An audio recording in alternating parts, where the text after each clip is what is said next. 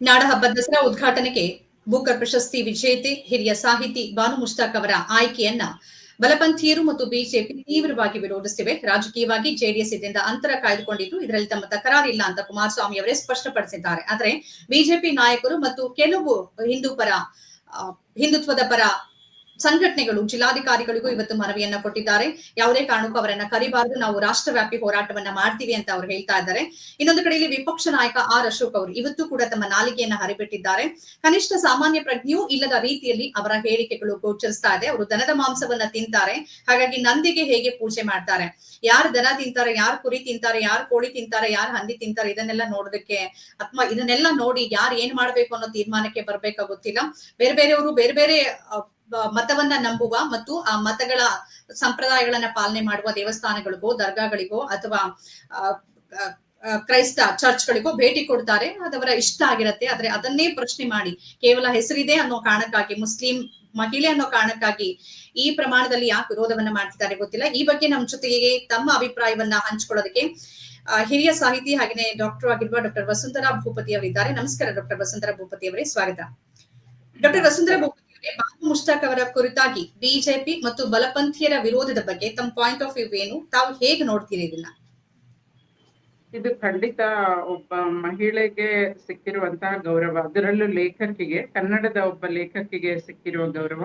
ನಾನು ಮೊಟ್ಟ ಮೊದಲು ಸರ್ಕಾರವನ್ನ ಅಭಿನಂದಿಸ್ತೇನೆ. ಮತ್ತೆ ಬಾನು ಮುಷ್ತಾಕ್ ಅವರು ಕೂಡ ಈ ಸಾಂಸ್ಕೃತಿಕ ಹಬ್ಬವನ್ನ ಉದ್ಘಾಟನೆ ಮಾಡ್ತಾ ಇರುವಂತಹ ಬಾನು ಮುಷ್ತಾಕ್ ಅವರನ್ನು ನಾನು ಅಭಿನಂದಿಸ್ತೇನೆ.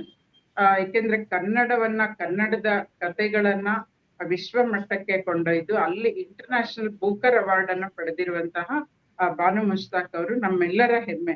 ನಿಜಕ್ಕೂ ನಾವು ಎಲ್ಲ ಲೇಖಕಿಯರ ಪರವಾಗಿ ನಮ್ಮನ್ನೆಲ್ಲ ಪ್ರತಿನಿಧಿಸುವ ರೀತಿಯಲ್ಲಿ ಅವರು ಇವತ್ತು ಉದ್ಘಾಟನೆಗೆ ಆಹ್ವಾನಿಸಿರೋದು ಸರ್ಕಾರ ನಿಜಕ್ಕೂ ತುಂಬಾ ಉತ್ತಮವಾದಂತಹ ಕಾರ್ಯ. ಸೊ ಇದನ್ನ ಯಾಕೆ ವಿರೋಧಿಸ್ತಿದ್ದಾರೆ? ಯಾಕೆಂದ್ರೆ ಹಿಂದೆ ನಿಜಾರ್ ಅಹಮದ್ ಅವರು ಕೂಡ ಉದ್ಘಾಟನೆ ಮಾಡಿದ್ರು. ಆಗ ಕೇಳಿ ಬರೆದಿದ್ದಂತಹ ಒಂದು ವಿರೋಧ ಈಗ ಯಾಕೆ ಬರ್ತಾ ಇದೆ? ಒಂಥರ ಮಹಿಳಾ ವಿರೋಧಿ ನಿಲುವು ಮತ್ತೆ ಮುಸ್ಲಿಂ ವಿರೋಧಿ ನಿಲುವು, ಇವೆಲ್ಲವೂ ಕೂಡ ನಂಗೆ ಆಶ್ಚರ್ಯ ಅನ್ಸುತ್ತೆ. ಯಾಕೆಂದ್ರೆ ಮೈಸೂರು ರಾಜ್ಯ ನಾಲ್ವಡಿ ಕೃಷ್ಣರಾಜ ಒಡೆಯರೇ ಆಗ ಎರಡು ಹಿಂದೂ ಮುಸ್ಲಿಂ ಇಬ್ಬರನ್ನು ಒಟ್ಟೊಟ್ಟಿಗೆ ಕೊಂಡೊಯ್ದಂತವ್ರು. ಮತ್ತೆ ನಮ್ದು ಬಹುತ್ವದ ಸಂಸ್ಕೃತಿಯ ಸಮಾಜ. ಮತ್ತೆ ಇದೊಂದು ಸಾಂಸ್ಕೃತಿಕ ಹಬ್ಬ, ಬರೀ ಧಾರ್ಮಿಕ ಹಬ್ಬ ಅಲ್ಲ. ನಮ್ ಮನೆಗಳಲ್ಲಿ ನಾವು ಯಾವ ಧರ್ಮವನ್ನ ಆಚರಿಸ್ಕೊಳ್ಬೋದು, ನಮ್ ದೇವಸ್ಥಾನ, ಚರ್ಚು, ಮಸೀದಿ ಅದು ಬೇರೆ. ಆದ್ರೆ ಇದು ಕನ್ನಡಿಗರೆಲ್ಲರೂ ದಸರಾವನ್ನ ಸಾಂಸ್ಕೃತಿಕ ಹಬ್ಬವಾಗಿ ಆಚರಿಸುವಂತಹದ್ದು. ಯಾಕೆಂದ್ರೆ ಯುವ ದಸರಾ ಇರುತ್ತೆ, ಸಾಹಿತ್ಯದ್ದಿರುತ್ತೆ, ಕವಿಗೋಷ್ಠಿಗಳಿರುತ್ತೆ, ಬೇರೆ ಬೇರೆ ರೀತಿಯಲ್ಲಿ ಪುಸ್ತಕ ಮಳಿಗೆಗಳಿರುತ್ತೆ. ವಿವಿಧ ರೀತಿಯಲ್ಲಿ ಸಂಸ್ಕೃತಿಯನ್ನ ಬಿಂಬಿಸುವಂತಹ ಹಬ್ಬ ಇದು. ಸೊ ಇದಕ್ಕೆ ವಿರೋಧ ಮಾಡ್ತಿರೋದನ್ನ ನಾನು ಖಂಡಿಸ್ತೇನೆ. ಖಂಡಿತ ಅವರು ಒಂದ್ ಸ್ವಲ್ಪ ತೆರೆದ ಮನಸ್ಸಿನಿಂದ ಆಲೋಚನೆ ಮಾಡ್ಬೇಕು. ಯಾಕೆಂದ್ರೆ ನಮ್ಮ ಕನ್ನಡ ಸಾಹಿತ್ಯ ಆದಿಕವಿ ಪಂಪನಿಂದ ಮನುಷ್ಯ ಜಾತಿ ತಾನೊಂದೇ ಒಲಂ ಅಂತ ಹೇಳಿರುವಂತದ್ದಿರ್ಬೋದು, ರಾಷ್ಟ್ರಕವಿ ಕುವೆಂಪುರವರ ಸರ್ವ ಜನಾಂಗದ ಶಾಂತಿಯ ತೋಟ, ಒಂದು ಸೌಹಾರ್ದ ಪರಂಪರೆಯನ್ನ ಸಾರ್ತಾ ಬಂದಿರುವಂತಹ ನಮ್ಮ ಕನ್ನಡ ನಾಡು. ಯಾಕೆಂದ್ರೆ ನಾವು ಇಲ್ಲಿ ಮೊಹರಂ ಹಬ್ಬವನ್ನ ಹಿಂದೂ ಮುಸ್ಲಿಂ ಇಬ್ರು ಸೇರಿ ಆಚರಿಸ್ತಾರೆ. ಯಾಕಂದ್ರೆ ಎಷ್ಟೋ ಕಡೆ ನನ್ನ ಪತಿಯ ಚಿಕ್ಕಪ್ಪನೇ ಆ ಮೊಹರಂ ಅಲಾಯಿ ದೇವರನ್ನ ಹೊರುವಂತದ್ದು ಅವರೇ ಮಾಡ್ತಾ ಇದ್ರು. ಸೊ ಇವೆಲ್ಲವೂ ಕೂಡ ಇಬ್ರು ಸೇರಿ ಎಷ್ಟೋ ಹಬ್ಬಗಳನ್ನ ನಾವು ಆಚರಿಸ್ತೀವಿ. ನಮ್ಮಲ್ಲಿ ಬನ್ನಿಯನ್ನ ನಮ್ಮ ಉತ್ತರ ಕರ್ನಾಟಕದ ಕಡೆ ದಸರಾದಲ್ಲಿ ಬನ್ನಿಯನ್ನ ಕೊಟ್ಟು ತಗೊಳ್ತೇವೆ. ಸೊ ಬನ್ನಿ ತಗೊಂಡ್ ಬಂಗಾರದಂಗಿರೋಣ ಅಂತ ಅದನ್ನ ಇಬ್ರು ಸೇರೇ ಮಾಡ್ತೀವಿ, ಹಿಂದೂ ಮುಸ್ಲಿಂ ಎಲ್ಲರೂ ಸೇರಿ.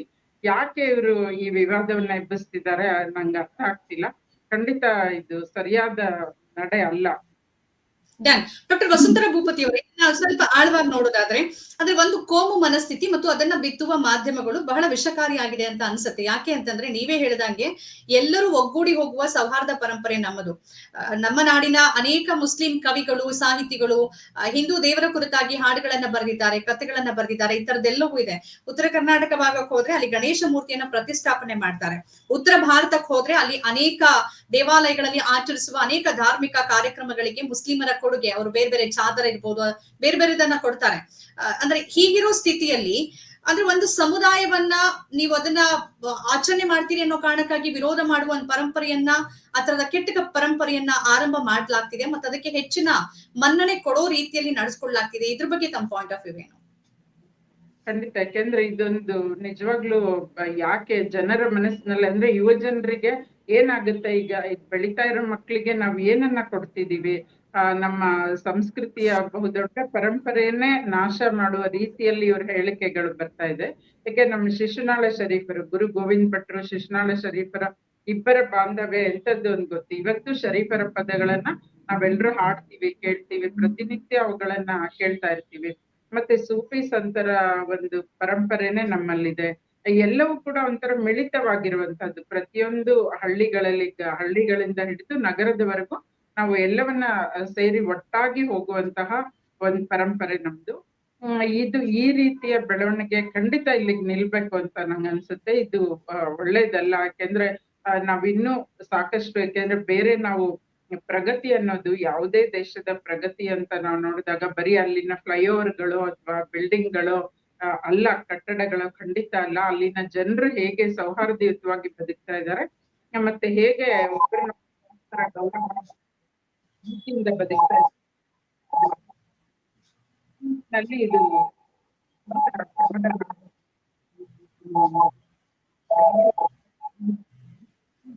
ಇಲ್ಲಿಗೆ ನಿಲ್ಬೇಕು. ಈ ತರದ ಇದು ಮುಂದುವರಿಬಾರ್ದು ಅಂತ ಹೇಳಿ ನಂಗೆ ಅನ್ಸುತ್ತೆ. ಆಮೇಲೆ ರಾಜಕೀಯಗೊಳಿಸ್ತಾ ಇದ್ದಾರೆ ಅಂತ ನಂಗೆ ಅನ್ಸುತ್ತೆ.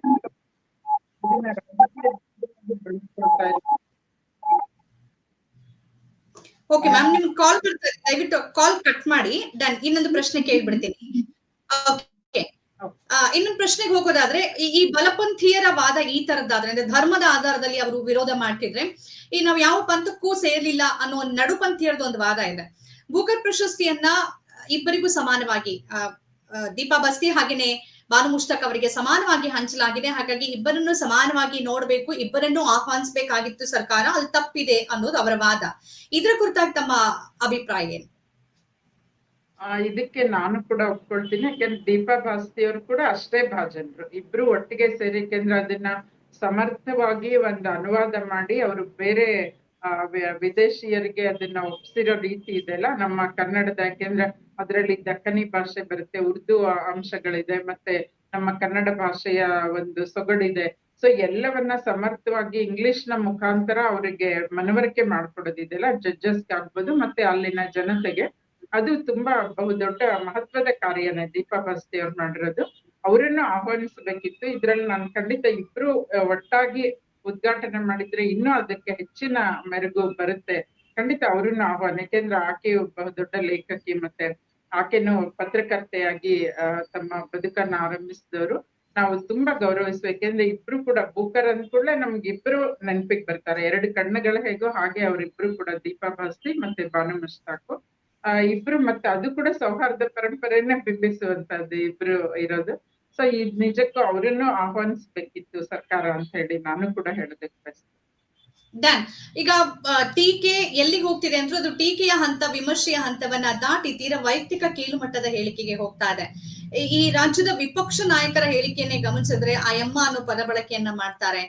ಅದರ ಜೊತೆಯಲ್ಲಿ ಅವ್ರು ದನ ತಿಂತಾರೆ, ಹೇಗೆ ಪೂಜೆ ಮಾಡ್ತಾರೆ ಅಂದ್ರೆ ಒಂದು ಆಹಾರ ಪದ್ಧತಿಯನ್ನ ಇಟ್ಟುಕೊಂಡು ಅದನ್ನ ಧಾರ್ಮಿಕತೆಗೆ ಒಂದು ಲಿಂಕ್ ಮಾಡಿ, ಅದು ಕೂಡ ಒಂದ್ ರೀತಿ ಅವಹೇಳನ ಅಂತ ಅನ್ಸುತ್ತೆ. ಇದನ್ನ ಹೇಗ್ ನೋಡ್ತೀರಿ ತಾವು? ಇದರ ಬಗ್ಗೆ ತಮ್ಮ ಪಾಯಿಂಟ್ ಆಫ್ ವ್ಯೂ ಏನು?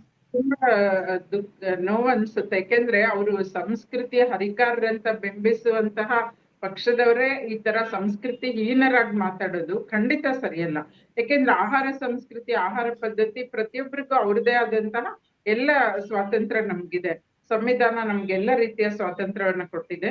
ಇವ್ರು ಆ ರೀತಿಯಲ್ಲಿ ಹೀಯಾಳಿಸೋದು, ಅವಮಾನಕರವಾಗಿ ಮಾತಾಡೋದು ಖಂಡಿತ ಇದು ಸಲ್ಲದು. ಮತ್ತೆ ಅವ್ರಿಗೆ ಯಾವುದೇ ಕಾರಣಕ್ಕೂ ಸಂಸ್ಕೃತಿಯ ಬಗ್ಗೆ ಈ ತರಹ ಅವರ ಬಾಯಲ್ಲಿ ಶಬ್ದಗಳು ಬರ್ತಾ ಇದೆ ಅಂದ್ರೆ, ಅವ್ರು ಒಬ್ಬ ಮಹಿಳೆಯಾಗಿ ಆಕೆಯನ್ನ ಗೌರವಿಸುವಂತಹ, ಮತ್ತೆ ಅದ್ರಲ್ಲೂ ದಸರಾ ಹಬ್ಬದ ಉದ್ಘಾಟನೆಯ ಸಂದರ್ಭದಲ್ಲಿ ಇಂತಹ ಮಾತುಗಳನ್ನ ಆಡ್ತಾ ಇರೋದು, ಇದು ನಿಜಕ್ಕೂ ಅವರ ಸಂಸ್ಕೃತಿಯನ್ನ ಅವ್ರ ನಾಲಿಗೆ ಬಿಂಬಿಸ್ತಾ ಇದೆ. ಇದಕ್ಕೆ ನಮ್ಗೆ ಅವ್ರ ಬಗ್ಗೆನೆ ದುಃಖ ಆಗುತ್ತೆ. ಯಾಕೆಂದ್ರೆ ಅವ್ರು ಸರಿಪಡಿಸ್ಬೇಕು, ತಮ್ಮನ್ನ ತಾವು ಸರಿಪಡಿಸ್ಕೊಳ್ಬೇಕು. ಯಾಕೆಂದ್ರೆ ಎಲ್ಲ ನಮ್ಮ ಯುವ ಜನಾಂಗ ರಾಜಕೀಯ ನಾಯಕರನ್ನ ಇವತ್ತು ನೋಡ್ತಾ ಇರುತ್ತೆ. ಅದ್ರಲ್ಲೂ ಸೋಷಿಯಲ್ ಮೀಡಿಯಾ ಮುಖಾಂತರ ಮತ್ತೆ ನ್ಯೂಸ್ ಚಾನೆಲ್ಗಳ ಮುಖಾಂತರ ಅವ್ರು ಏನ್ ಹೇಳ್ತಾರೆ, ಏನ್ ಬರುತ್ತೆ ಅಂತ ಕೇಳ್ತಾ ಇರ್ತಾರೆ. ಅವ್ರಿಗೆ ಯಾವ ರೀತಿ ನಾವು ಮಕ್ಳಿಗೆ ಎಂತಹ ಇದನ್ನ ಉಣಬಡಿಸ್ತಾ ಇದ್ದೀವಿ ಅಂತ ಅವ್ರು ಆಲೋಚನೆ ಮಾಡ್ಬೇಕಾಗುತ್ತೆ. ಖಂಡಿತ ಇದನ್ನ ನಾನು ತುಂಬಾ ಬಲವಾಗಿ ಖಂಡಿಸ್ತೇನೆ. ಈ ತರಹದ ಹೇಳಿಕೆಗಳು ಇನ್ಯಾವತ್ತು ಬರ್ಬಾರ್ದು ಅವ್ರ ಬಾಯಲ್ಲಿ. ಓಕೆ, ಕೊನೆಯದಾಗಿ ವಸುಂಧರಾ ಭೂಪತಿ ಅವರೇ, ತಾವು ಅದನ್ನ ಮೊದಲಿಗೆ ಪ್ರಸ್ತಾಪ ಮಾಡಿದ್ರಿ, ಒಂದು ಮುಸ್ಲಿಂ ವಿರೋಧಿ, ಒಂದು ಮಹಿಳಾ ವಿರೋಧಿ ಅಂತ ಅಂದ್ರಿ. ನೀವು ನಿಸಾರ್ ಅಹಮದ್ ಆಯ್ಕೆ ಸಂದರ್ಭದಲ್ಲಿ ಈ ತರದ್ ಆಗಿಲ್ಲ ಅಂತ.